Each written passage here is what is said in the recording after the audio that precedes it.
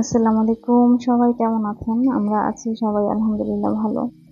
তো অনেকদিন ধরে লাভলেকে যাবো ভাবছিলাম, কিন্তু আসলে যাওয়া হয়ে উঠছিল না সময় সুযোগের কারণে। তো এখন যেহেতু স্কুলগুলা অফ আছে, সবগুলা সামার ভ্যাকেশনের জন্য বন্ধ।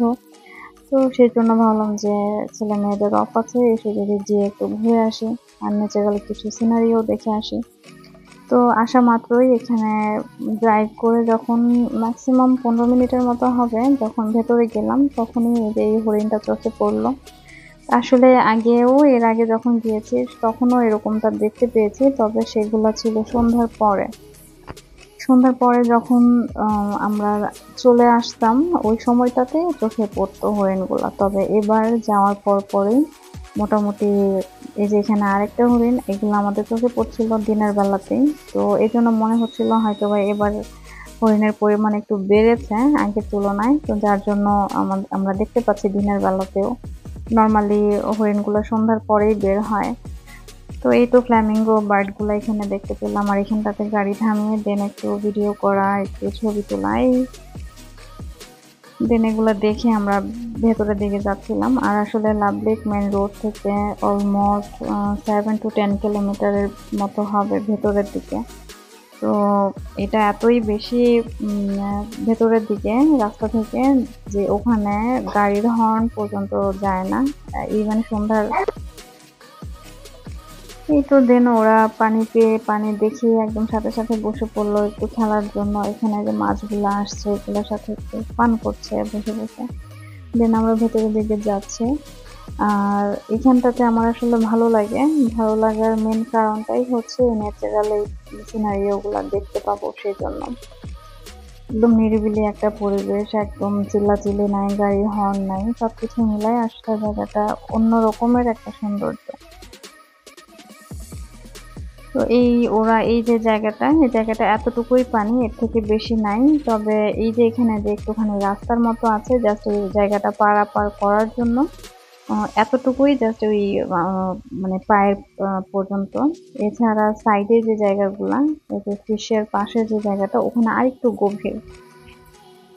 তো এই তো ওরা চলে গেল, দেন আমি পেছনে পেছনে যাচ্ছিলাম। আর এই হলো সেই পয়েন্ট যেখানটাতে গেলে অনেক বেশি মাছ দেখা যায়, কারণ এখানে মাছকে খাবার দেয়। তো সেই জন্য এখানে মাছ অনেক বেশি আসে। তবে এবার গিয়ে আমি হতাশ, কারণ হচ্ছে এবার আর সেখানে এত বেশি পরিমাণে মাছগুলা ছিল না।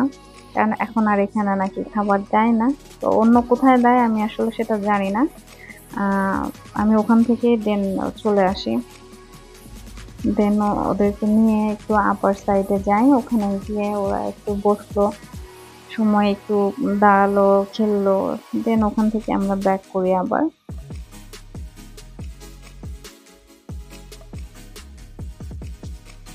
ওখান থেকে দেন আবার যখন চলে আসলাম, আসার পর আবার এই জায়গাটাতে বসলাম। জায়গাটা আসলে আমার কাছে খুব ভালো লাগে। তবে আসলে সত্যি কথা বলতে অন্যান্যবার গিয়ে আর এবার গিয়ে আমার কাছে যেটা মনে হলো যে এবার কিছু একটা মিসিং। এবার কেমন যেন মনে হচ্ছিল যে একটু ডিফারেন্ট, মানে প্রাণ নাই এমন টাইপের। তো তেমন একটা খুব যে বেশি ভালো লেগেছে তাও না, তবে জায়গাটা সুন্দর। আর হচ্ছে এই যে সন্ধ্যার পরে এই যে এটা হচ্ছে রেডিয়ামের উপরে এই জিনিসটা লিখে, এটা মোবাইলের ফ্ল্যাশ লাইট দিয়ে এখানটাতে লিখা যায়।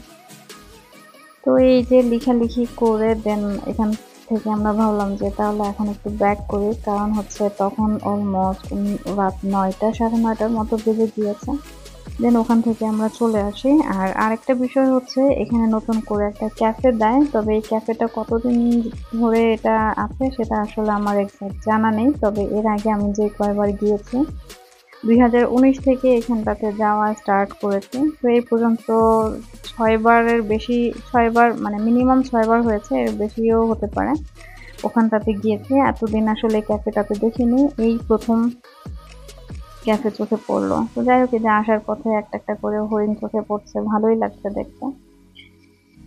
সামনে আরেকটু দূর গেলে পরে আরো 2টা হরিণ চোখে পড়বে, যে এখানে 2টা দাঁড়িয়ে আছে, তবে ডার্কনেস এর কারণে দেখা যাচ্ছে না। আরো অনেকগুলা আমি দেখতে পেয়েছি, তবে আসলে মোবাইলের সেগুলা ক্যাপচার করা হয়নি, কারণ এগুলা গাড়ির লাইট যখন দেখে তখনই খুব দ্রুত কিছু ছিল, একটা একটা 2টা ছিল যেগুলা লাইট দেখেই ওরা খুব ফাস্ট দৌড় দিয়ে ভেতরের দিকে চলে যায়। তো যার জন্য আসলে ডার্কনেস এর জন্য আর ভেতর থেকে ক্যাপচার করা যায়নি। যেখানে আরেকটা ছিল কিন্তু সেটা আমি ক্যাপচার করতে পারি।